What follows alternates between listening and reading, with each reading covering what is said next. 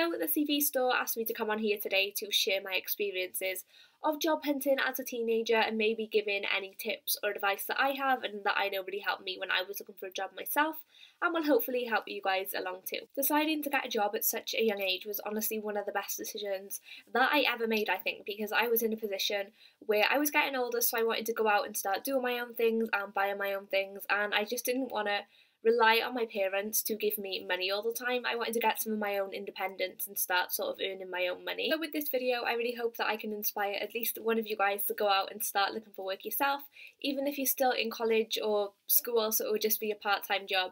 I think it's such a rewarding experience, and I mean, you get money from it, so why wouldn't you want to go and get a job? So the biggest piece of advice that I can give to somebody that hasn't had a job before and is looking to go out and start to get work is to go and take part in as much volunteer work and work experience as you possibly can. Taking part in things like that will just show that you're actually out doing something productive with your time and you're not just sitting around wasting time hoping that a job will come to you. And also you're learning new skills and developing different relationships with customers that you interact with at your placement. So that is obviously what employers look for when they're looking to hire a new member of staff at the company. So you can just write about things like that on your CV. You can write about what it's taught you and what different things you've learned while you were actually in your placement or in your sort of volunteer work. Something worth noting too is that it's a good conversation starter for an interview. So if you do get to the interview stage, you always have something to talk about with the employer. Just think that if two 17-year-olds go and apply to the same position in a company, one of them has no work experience and one of them has a 2-week school placement that they did in a garage or a hairdresser's or a local shop or wherever they did their work experience.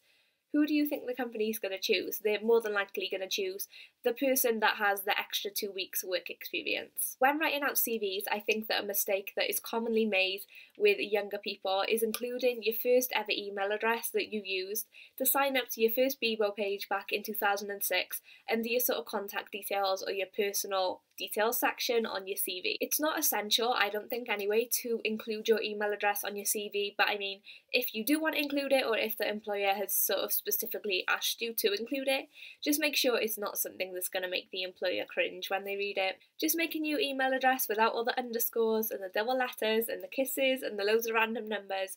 Just use, I don't know, your name, that's the safest bet, just something short and sweet and concise and something that looks sort of professional. It'll just make the whole thing look more serious and put together. It is so important to go and get your CV proofread before you go and hand them out to other stores. Other people will be able to pick up on the mistakes that you've scanned over yourself, because obviously when you're writing out your CV, you don't mean to make these mistakes, sometimes they just happen and then you give it to somebody else and they're sort of highlighting everything that's wrong with it. So ask your teacher, ask your parents, ask a friend, take it to your local library or your local job centre and just get someone to read over it and point out any sort of spelling or punctuation mistakes that they found.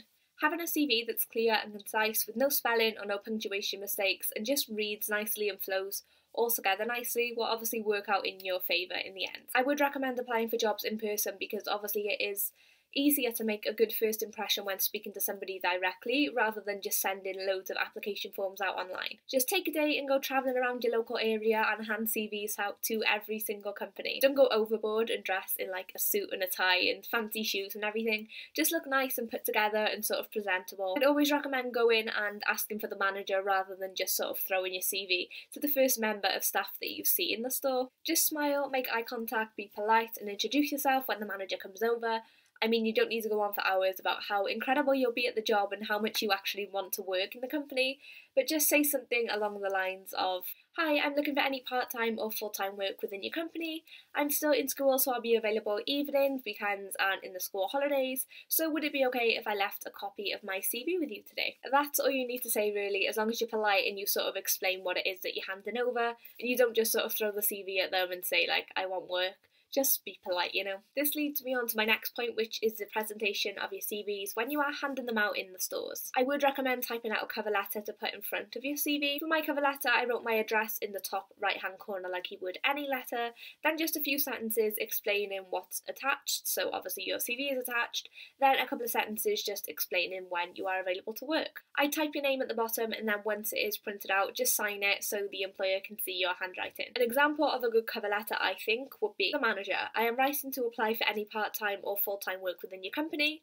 Obviously you would then change that to if you wanted part-time work or full-time work. Enclosed is my CV along with my personal details. I am available anytime during the weekends, evenings and school holidays. Hope to hear from you soon. Then your name. I then put both your CV and your cover letter in a sort of plastic Polly Pocket compartment sort of thing, because it just looks like you spent the time and you put the effort in to actually making your CV look the best that it can possibly be. Something that I think is especially relevant to younger people and teenagers nowadays is the growing number of employers that actually use social network sites to check out sort of potential employees' Facebook and Twitter profiles to just get an idea of the kind of person that they may be getting involved with. So my next point is to clean up your social network pages. I know for a fact that my work have been doing this for the past couple of months. They've just been looking through, people that have handed in their CVs, their Facebook profiles and their Twitter profiles, and I know that a few people have actually been turned away before the interview stages because of what have been found on their Facebook profiles. I know it does sound sort of creepy that somebody you don't know is looking through your Facebook profile,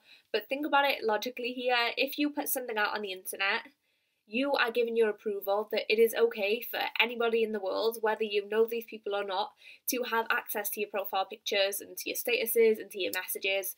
Everything that you put on the internet can be viewed by anyone. The employer doesn't know you. All they have is a piece of paper with a few predicted grades and a couple of lines of a personal statement.